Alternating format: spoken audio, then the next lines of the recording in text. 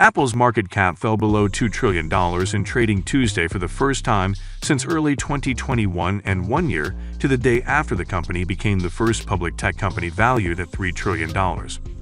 Apple now joins Amazon in an exclusive club no one wants to be part of: companies that have lost $1 trillion in market value. The company's shares rallied in recent days, but the massive loss in value reflects difficult economic times for companies across the tech industry and beyond. Obviously, there was not a single reason for all that loss, and there were multiple factors that led to such a drastic loss. We will try to cover all of them in this video. The major factor that has caused Apple and other companies to enjoy heavy devaluation includes a shift from pandemic-era consumption that flipped the fortunes of companies large and small. Like many tech companies, Apple has suffered from a major consumer shift away from the pandemic-era focus on buying goods. At the height of the pandemic, hundreds of millions across the globe facing lockdowns replaced restaurant expenditures with couches, exercise bikes, and tech products. Over the first 3 months of 2021, for example, Apple's profits more than doubled compared to the same period a year prior. That change in taste has punished the bottom line of Apple and many tech firms. Since the pandemic has been winding down, people have been shifting spending away from consumer electronics to travel, restaurants, and ball games.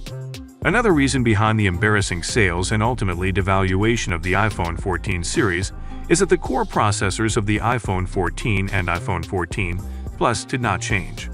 They are all of 15-old chips, which makes many consumers not buy them. In addition to chips, the iPhone 14 and iPhone 14 Plus does not have a substantial improvement in terms of other cameras, screens, etc. At the same time, Apple is also facing capacity problems caused by the outbreak at Foxconn's factory in China. Multiple reports have suggested that Apple is considering adjusting the model configuration and pricing of next year's iPhone 15 series to make the basic version more attractive. The company is not happy with the sales of the iPhone 14 and 14 Plus. Apple is also facing the attack of Android mobile phone brands in the high-end market, especially in the folding screen mobile phone market. Experts believe that if there is no related product for a long time, Apple will be robbed of a certain market share in the high-end field. Apple has also faced challenges rooted in rapid price hikes and the Federal Reserve's policy response, which has slowed some areas of the economy and pummeled the stock market. At its peak, inflation reached 9.1% in June, a level last seen more than 4 decades ago. To dial back the rising costs, the Federal Reserve has undertaken an aggressive set of interest rate hikes. An increase in the benchmark interest rate raises borrowing costs for consumers and businesses, which in theory should slash inflation by slowing the economy and eating away at demand. That means borrowers, whether businesses or individuals, have a harder time accessing loans, the lifeblood of economic activity.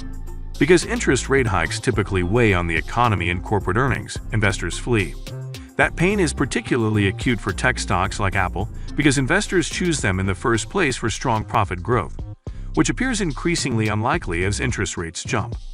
High prices and rising borrowing costs can also weigh on consumers, eating away at savings and casting aside spending on items like iPhones or MacBooks.